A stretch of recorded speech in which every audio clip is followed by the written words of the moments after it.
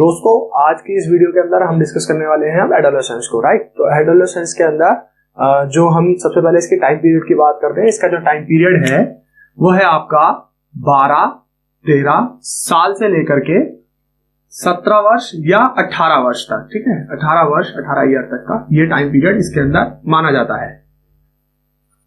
क्यों दो एज क्यों? क्योंकि इसकी वजह यह है कि जो अलग अलग जो साइकोलॉजिस्ट हैं उन अलग अलग साइकोलॉजिस्ट ने अपने अपने रीजन के अकॉर्डिंग जहां पर वो रहने वाले हैं, जैसे कोई अमेरिका का रहने वाला है, कोई यूरोप का रहने वाला है, कोई जर्मन का रहने वाला है, तो वहां पर ये जो टाइम पीरियड है उन्होंने अपनी मैच्योरिटी के हिसाब से माना है। तो किसी देश के अंदर जो मैच्योरिटी डेट है वो थोड़ा पहले मानी जाती है और किसी के अंदर थोड़ा सा लेट।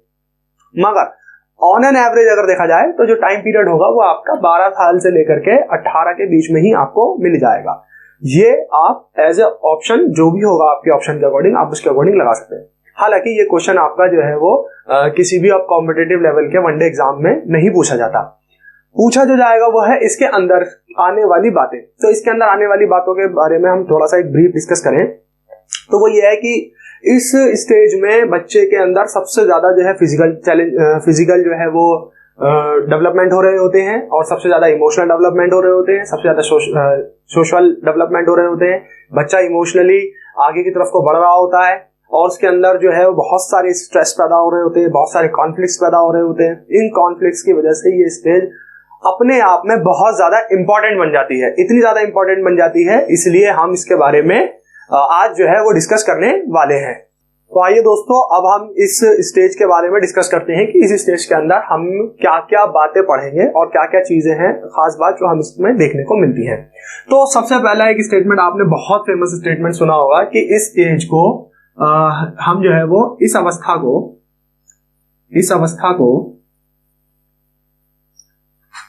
को तूफान की,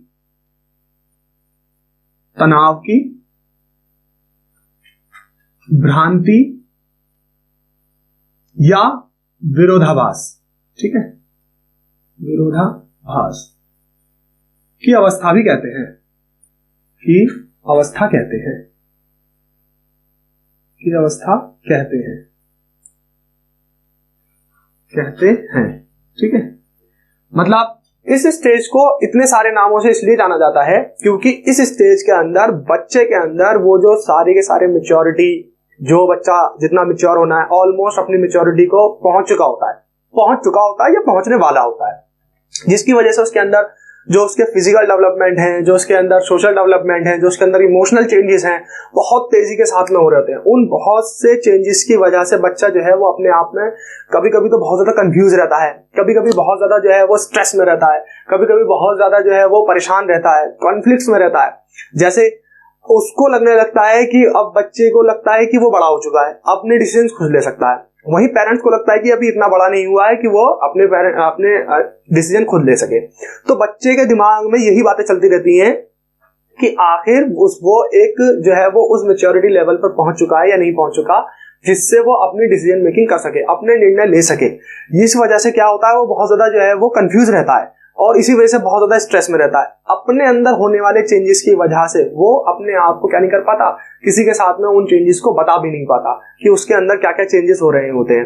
ये बॉयज एंड गर्ल्स दोनों के साथ में हो रहा होता है, ठीक है। तो यहाँ पर जो है वो पेरेंट्स का और टीचर का रोल बहुत ज्यादा क्रूशियल हो जाता है कि वो अपने स्टूडेंट से, खासकर जो इस स्टेज के अंदर हैं, वो उससे बात करें, उसको समझाएं, उसकी परेशानियों को समझें और बच्चे के अंदर जो भी चेंजेस आ रहे हैं उन चेंजेस को समझने की और समझाने की कोशिश करें, राइट। इसको हम क्या क्या कहते हैं? इसको आप कहते हैं कि इस स्टेज को हम इट इज कॉल्ड ठीक है, it is called age of storm, stress, confusion and conflicts, right? conflicts किस लिए, विरोधाभास किस लिए? क्योंकि बच्चे को लगता है कि यहां पर वो सही है, उसके द्वारा जो किया जा रहा है, समझा जा रहा है, सोचा जा रहा है, उसके जो डिसीजंस हैं वो बिल्कुल सही है। आपने कहते हुए सुना होगा, अपने पेरेंट्स से बात करते हुए सुना होगा, किसी बच्चों को बात करते हुए तो भाई आपको कुछ नहीं पता, आप जो है वो बूढ़े हो चुके हैं, आपको नहीं पता, आज की जनरेशन में ऐसा ही होता है। मतलब वो अपने जो विचार हैं, अपने जो थॉट्स हैं, वो पेरेंट्स पर थोपना चाहेगा कि उसको लगेगा कि भाई मेरे पेरेंट्स मेरी बात नहीं समझ रहे, मेरे टीचर मेरी बात नहीं समझ रहे, या जो भी उसका एल्डर होगा, जो भी उससे बड़ा होगा, वो क्या सोचेगा कि इसको जो है ना, ये आउटडेटेड वर्जन वाले लोग हैं, आउटडेटेड लोग हैं, मतलब इनकी जो है जनरेशन में ऐसा नहीं होता था, लेकिन हमारी जनरेशन में ऐसा होता है। तो वो अपने जो आइडियाज हैं, अपने जो थॉट्स हैं, उनको क्या करने की कोशिश करेगा, इम्पोज करने की कोशिश करेगा किसी दूसरे के ऊपर, क्योंकि उनको लग रहा है कि भाई आप जो कर रहे हो, पेरेंट्स को लग रहा है कि आप जो कर रहे हो वो गलत है, बच्चे को लगता है कि यहाँ जो बच्चा जो कर रहा है कि वो ठीक है। इस वजह से दोनों के बीच में क्या शुरू हो जाता है, टकराव शुरू हो जाता है, विरोधाभास शुरू हो जाता है, कॉन्फ्लिक्ट्स पैदा हो जाते हैं। सही है। एक क्वेश्चन जो यहां से बहुत बार पूछा जाता है वो ये कि पूछता है कि बताइए इस स्टेज को, तूफान की अवस्था, तनाव की अवस्था, कंफ्यूजन की अवस्था, भ्रांति की अवस्था, जो भी आप जिस नाम से भी जानते हैं, ये स्टेटमेंट किसका है, स्टेटमेंट पूछ लेगा आपसे। तो ये जो बात आप देख रहे हैं बोर्ड पर, ये पूरा का पूरा एक स्टेटमेंट, वो जो गिवन है, वो जो गिवन बाय है स्टेटमेंट, वो GS हल के नाम से है। ठीक है, कहीं कहीं GS हॉल भी लिखा हुआ नजर आएगा आपको, वही की बात है, हल और हॉल आप पढ़ सकते हैं। ठीक है, स्टेनले हॉल, स्टेनले, हॉल या हल ने, ठीक है, ये नाम जो है वो, ये स्टेटमेंट उनके द्वारा दिया हुआ है। इसी स्टेज को एक और आइडेंटिटी और कंफ्यूजन के नाम से, ठीक है, ये वाली स्टेज, इस स्टेज को एरिक एरिक्सन ने, ठीक है दोस्तों, तो ये जो है वो कंफ्यूजन की जो स्टेज बताई है, वो बताई है एरिक एरिक्सन ने। एरिक एरिक्सन ने किस नाम से बताया है, ये भी आपको याद रखना पड़ेगा। अच्छा, किस थ्योरी में बताया, किस सिद्धांत में बताया है, तो उसकी एरिक एरिक्सन की थ्योरी है साइको सोशल डेवलपमेंट थ्योरी। ठीक है, development theory, psycho social development theory, इसको कहते हैं आप हिंदी में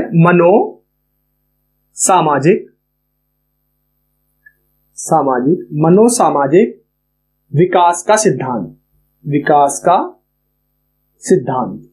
ठीक है, मनोसामाजिक विकास का सिद्धांत, ये एरिक एरिक्सन के द्वारा दी गई थ्योरी है। इस थ्योरी, कौन सी theory, psycho social development theory, मनोसामाजिक विकास का सिद्धांत। इस सिद्धांत के अंदर जो स्टेज है उनकी, एक स्टेज जिसके अंदर है आइडेंटिटी वर्सेस कंफ्यूजन,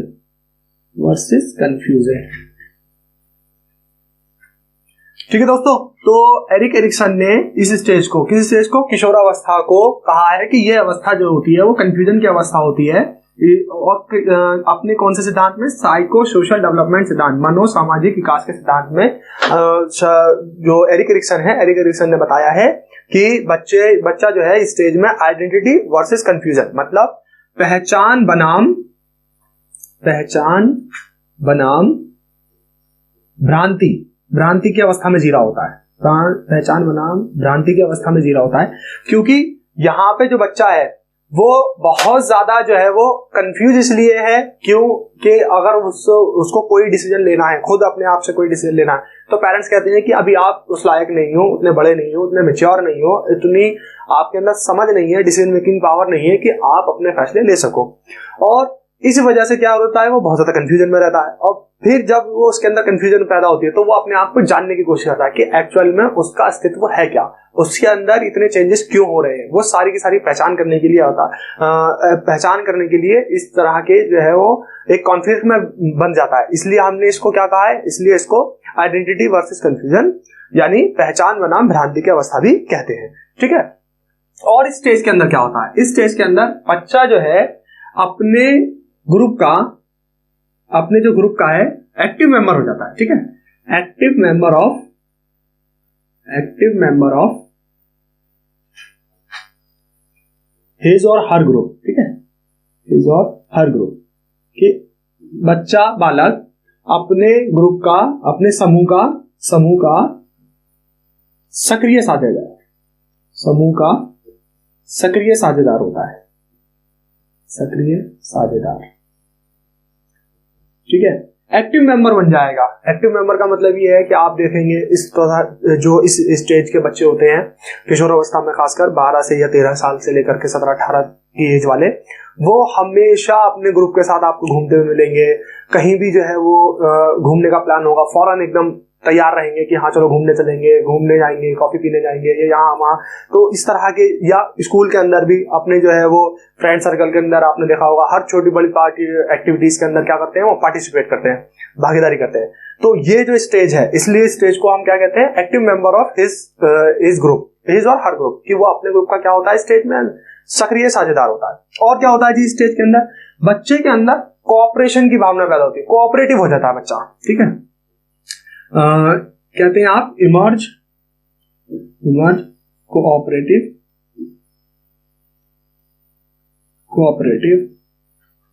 फीलिंग्स, ठीक है। कोऑपरेटिंग फीलिंग्स कि बच्चे के अंदर क्या होती है, ये भावना पैदा होती है, किस चीज की, सहयोगात्मक भावना पैदा होती है, सहयोगात्मक। तो बच्चे के अंदर क्या, कोऑपरेशन, इमर्ज कोऑपरेटिव फीलिंग्स, बच्चे के अंदर सहयोगात्मक भावनाएं क्या हो जाती हैं, उत्पन्न हो जाती है। बच्चा जो है यहाँ पर एक दूसरे के साथ में कोऑपरेट करना सीख लेता है। और क्या सीखता है, बच्चे के अंदर जो है वो इंक्रीज एब्स्ट्रैक्ट थिंकिंग, कि बच्चा जो है वो कैसे अमूर्त चीजों के माध्यम से सीखता है, या अमूर्त चिंतन बच्चे के अंदर आ जाता है, अमूर्त चिंतन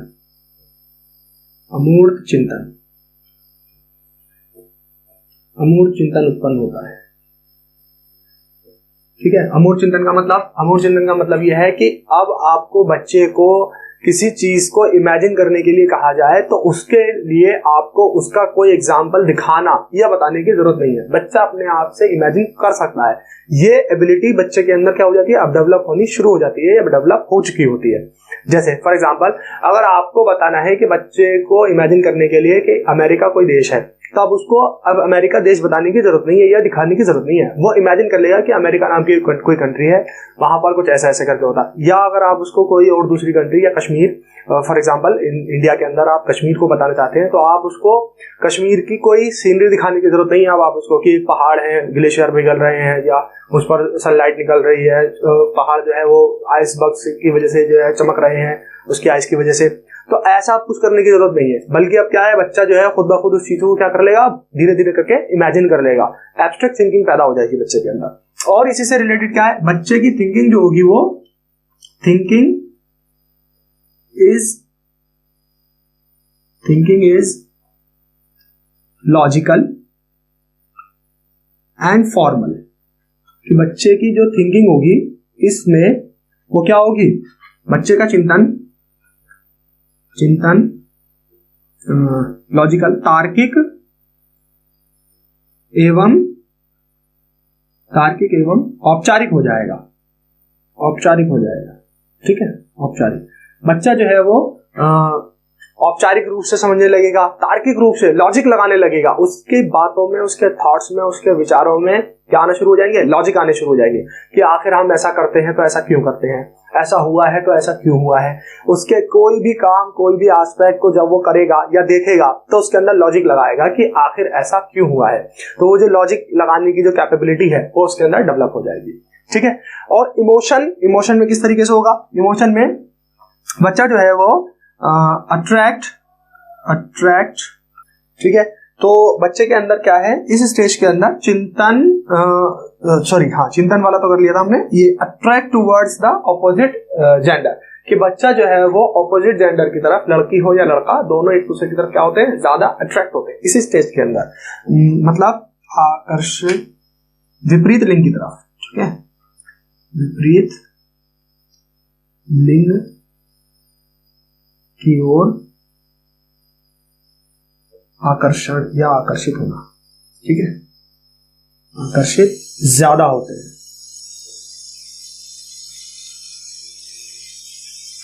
ठीक है। तो इस स्टेज के अंदर क्या होता है, इस स्टेज के अंदर बच्चा जो है वो विपरीत लिंग की ओर ज्यादा आकर्षित होता है। तो ये जो है वो हमारे एक कह सकते हैं कि कैरेक्टरिस्टिक्स हैं, उसकी विशेषता है, कौन सी वाली स्टेज की, हमारी किशोरावस्था की। तो ये जो सारी की सारी विशेषताएं हमने यहाँ पर डिस्कस कर ली हैं। अब आगे जो है वो इसके बाद में दो अवस्थाएं और बचती हैं आपकी, एक है प्रौढ़ावस्था जिसको आप एडल्टहुड कह देते हैं, और एक है आपकी वृद्धावस्था जिसको आप ओल्ड एज कहते हैं। हालांकि यहाँ से क्वेश्चन कम ही आता है, फिर भी उसके बारे में आप डिस्कस कर लेते हैं, छोटी सी 2-3 लाइनें हैं उसके बारे में बात कर लेते हैं। क्लियर? दोस्तों ये है हमारी अडल्टहुड। अडल्टहुड मतलब कि प्रौढ़ावस्था। अब प्रौढ़ावस्था को जो है वो अलग अलग पार्ट्स में डिवाइड किया गया है या अलग अलग पार्ट्स में बांटा गया है, लेकिन इसके अंदर जो मेन इंपॉर्टेंट बात है वो ये है कि इस स्टेज के अंदर जो व्यक्ति होता है, पर्सन होता है, बच्चा होता है, जो भी आप नाम लेना चाह रहे हैं, वो क्या होता है, करियर ओरिएंटेड हो जाता है। अपना करियर की तरफ ज्यादा ध्यान देता है, अपने फ्यूचर को ज्यादा ध्यान में रखता है। जैसे आप 20 के बाद देखेंगे कि आप ऑलमोस्ट कॉलेज में पहुंच चुके होते हैं, या 20 के एज वाले जो स्टेज में होते हैं, कॉलेज का फर्स्ट ईयर या सेकंड ईयर, और किसी किसी का तो जो है वो थर्ड ईयर फाइनल ईयर भी चलने वाला होता है, ग्रेजुएशन का। तो यहाँ क्या होता है, यहाँ जो है वो अब वो क्या करता है, अब वो जो है अपने करियर की तरफ फोकस ज्यादा करता है। तो यहाँ पे करियर ओरिएंटेड चीजें ज्यादा देखने को मिलती हैं। लेकिन इस स्टेज को हम किसी और अलग अलग नामों से भी जानते हैं। जैसे एक नाम यह है कि इस स्टेज को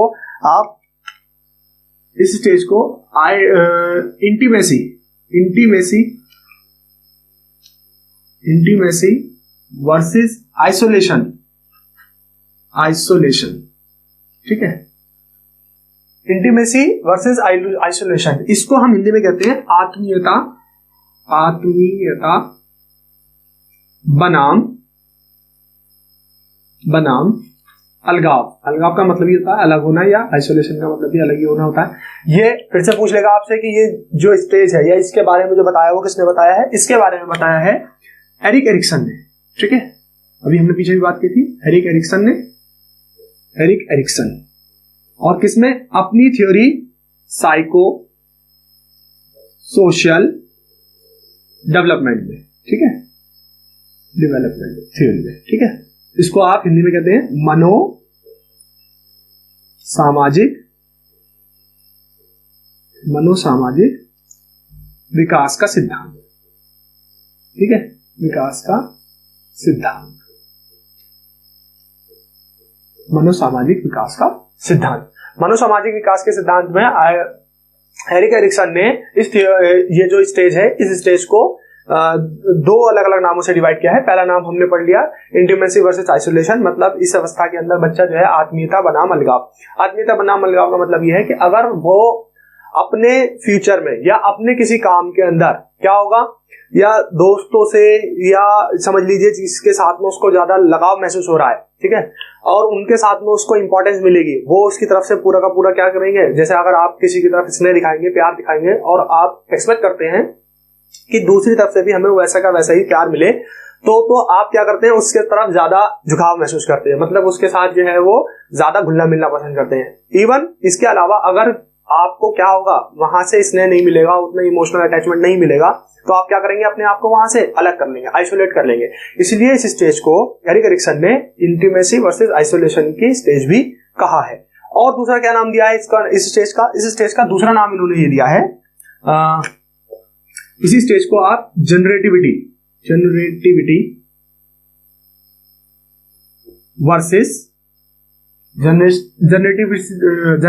वर्सेस स्टैग्नेशन भी कहते हैं, स्टैग्नेशन, ठीक है, स्टैग्नेशन मतलब हिंदी में कहेंगे आप इसको, हिंदी में कहेंगे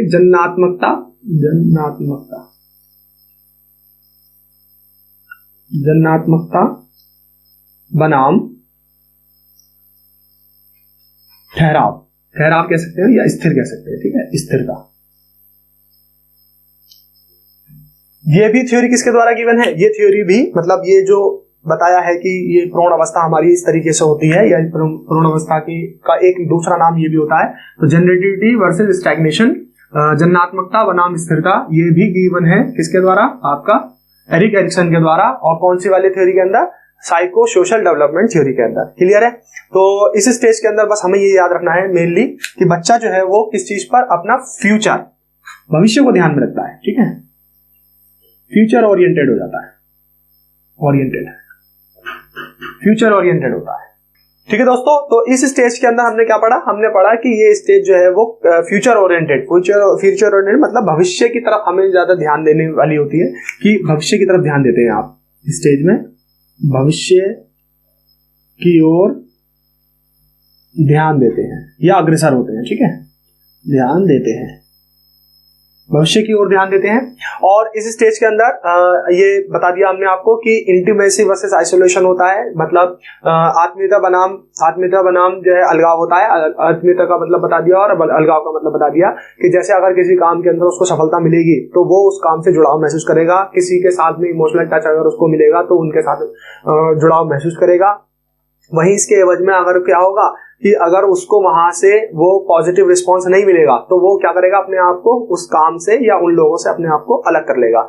सिमिलरली दूसरा है जनरेटिविटी वर्सेस स्टैग्नेशन, जननात्मकता बनाम स्थिरता, मतलब अपने फ्यूचर को भी और भी ज्यादा जो है वो पॉजिटिव हो जाता है लेकर के अपने बच्चों के लिए, अपनी जनरेशन के लिए, ठीक है। और ये जो टर्म्स हैं जो किसने दी हैं, ये दी हैं एरिक एरिक्सन ने थ्योरीज दी हैं। एरिक एरिक्सन ने दिया है टर्म किसके अंदर, अपनी साइको सोशल डेवलपमेंट थ्योरी के अंदर। और यहाँ पर जो है वो हमारी ये एडल्टहुड जो है वो कंप्लीट हो जाती है। इसके बाद में एक लास्ट स्टेज बचती है आपकी, और वो है हमारी old age, right. Old age, old age ये 60 से ऊपर, 60 प्लस, ठीक है, 60 से ऊपर की एज मानी जाती है। अब आपको पता ही है इस स्टेज के अंदर एक मेन टर्म जो आप देखने को मिलती है और जो यूज होती है वो ये है कि इस स्टेज को हम और किस नाम से जानते हैं, इस स्टेज को हम जानते हैं इंटरग्रिटी वर्सेस डिस्पेयर, ठीक है। मतलब आप इसको हिंदी में कह सकते हैं कि संपूर्णता बनाम निराशा। संपूर्णता बनाम निराशा क्यों? इस स्टेज के अंदर जब 60 प्लस हो जाता है इंसान तो अपने आप को इवैल्यूएट करता है, अपने आप को अपनी जांच करता है, ये देखता है कि उसने अपनी लाइफ के अंदर जितना कुछ अचीव करना था क्या उतना अचीव कर लिया है, अपने आने वाली जनरेशन के लिए, अपने फ्यूचर के लिए, जो उनकी जनरेशन में आने वाले हैं उनके लिए क्या उसने इतना कुछ इकट्ठा कर लिया है कि वो अपनी लाइफ को बहुत ही सक्सेसफुली या बिना किसी स्ट्रगल के बिता सकते हैं या नहीं बिता सकते।